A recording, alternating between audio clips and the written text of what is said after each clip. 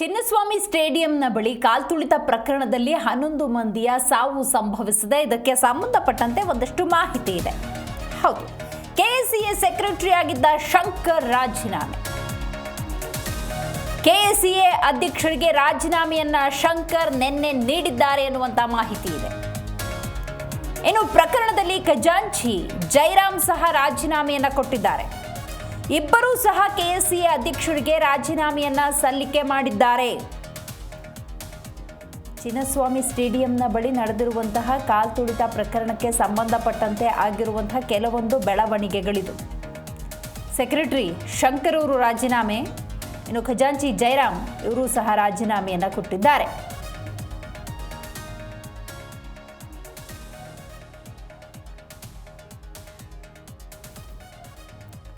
ಚಿನ್ನಸ್ವಾಮಿ ಸ್ಟೇಡಿಯಂನಲ್ಲಿ ಆ ನೆಚ್ಚಿನ ಆಟಗಾರರನ್ನು ನೋಡೋದಕ್ಕೆ ಅಭಿಮಾನಿಗಳು ಕಾತರದಿಂದ ಲಕ್ಷಾಂತರ ಜನ ಬಂದರು.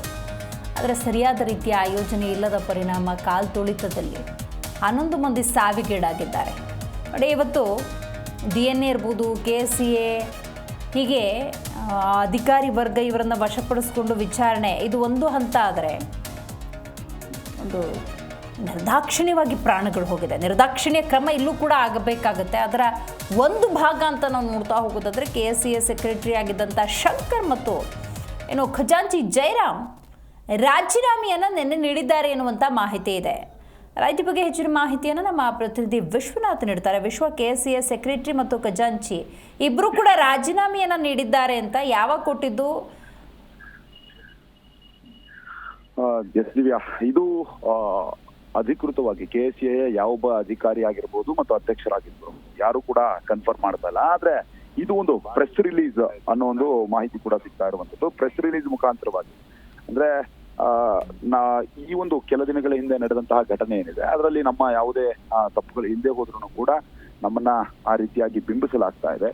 ಈ ಹಿನ್ನೆಲೆಯಲ್ಲಿ ನಾವು ಜವಾಬ್ದಾರಿತ ಸ್ಥಾನದಲ್ಲಿ ಇದ್ಕೊಂಡು ನಾವು ರಾಜೀನಾಮೆಯನ್ನ ಕೊಡ್ತಾ ಇದ್ದೀವಿ ಅನ್ನೋ ಒಂದು ಆಂಗಲ್ ನಲ್ಲಿ ಕಳೆದ 2 ದಿನಗಳಲ್ಲಿ ನಡೆದಂತಹ ಅನಿರೀಕ್ಷಿತ ಮತ್ತು ದುರಾದೃಷ್ಟಕರ ಘಟನೆಗಳಿಂದ ಮತ್ತು ನಮ್ಮ ಪಾತ್ರವು ಕೂಡ ಸೀಮಿತವಾಗಿದ್ರು ನೈತಿಕ ಜವಾಬ್ದಾರಿಯಿಂದ ನಾವು ನಿನ್ನೆ ರಾತ್ರಿ ಕರ್ನಾಟಕ ರಾಜ್ಯ ಕ್ರಿಕೆಟ್ ಸಂಘದ ಕಾರ್ಯದರ್ಶಿ ಮತ್ತು ಖಜಾಂಚಿ ಹುದ್ದೆಗಳಿಗೆ ರಾಜೀನಾಮೆ ನೀಡಿದ್ದೇವೆ ಅನ್ನೋ ಒಂದು ಹಿನ್ನೆಲೆಯಲ್ಲಿ ಈ ಒಂದು ಕ್ರಿಕೆಟ್ ಸಂಘದ ಅಧ್ಯಕ್ಷರಿಗೂ ಕೂಡ ಪತ್ರ ಬರೆದಿದ್ದೇವೆ ಅಂತ ಎ ಶಂಕರ್ ಮತ್ತು ES ಜೈರಾಮ್ ಅವರು ಕೂಡ ಒಂದು ಪ್ರೆಸ್ ರಿಲೀಸ್ ಅನ್ನ ಕೊಟ್ಟಿರುವಂತದ್ದು. ಆದ್ರೆ ಕೆಎಸ್ಸಿಎ ಯಾವೊಬ್ಬ ಅಧಿಕಾರಿ ಆಗಿರ್ಬೋದು, ಅಧ್ಯಕ್ಷರಾಗಿರ್ಬೋದು ಮತ್ತು ಬೇರೆ ಬೇರೆಯವರು ಕೆಎಸ್ಸಿಎಗೆ ಸಂಬಂಧಪಟ್ಟಂತವ್ರು ಯಾರೂ ಕೂಡ ಇದ್ರ ಬಗ್ಗೆ ತುಟಿ ಬಿಸ್ತಾ ಇಲ್ಲ.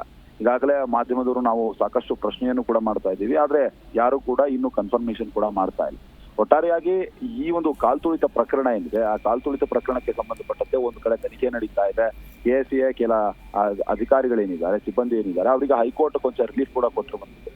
ಇದರ ಹೊರತಾಗಿನೂ ಕೂಡ ಜವಾಬ್ದಾರಿಯುತ ಸ್ಥಾನದಲ್ಲಿ ಇಟ್ಕೊಂಡು ಈ ರೀತಿಯ ಘಟನೆಗಳಾದಂತಹ ಸಂದರ್ಭದಲ್ಲಿ ಆಸ್ ಯೂಶುವಲ್ ರಾಜೀನಾಮೆಯನ್ನು ಕೊಡಬೇಕಾಗುತ್ತೆ. ಅದು ಆ ಪ್ರೊಸೀಜರ್ ಪ್ರಕಾರ ಅವರು ಈಗ ಆ ಒಂದು ಪ್ರೆಸ್ ರಿಲೀಸ್ ಅನ್ನು ಕೂಡ ರಿಲೀಸ್ ಮಾಡಿದ್ದಾರೆ. ಆದ್ರೆ ಕೆಎಸ್ಸಿಎಯ ಕೆಲವೊಬ್ಬ ಅಧಿಕೃತ ಮಾಹಿತಿ ಇನ್ನಷ್ಟೇ ಬರಬೇಕಾಗಿದೆ. Divya. Okay, right. Thank you Vishwanath, ನಿಮ್ಮೆಲ್ಲ ಮಾಹಿತಿಗಾಗಿ.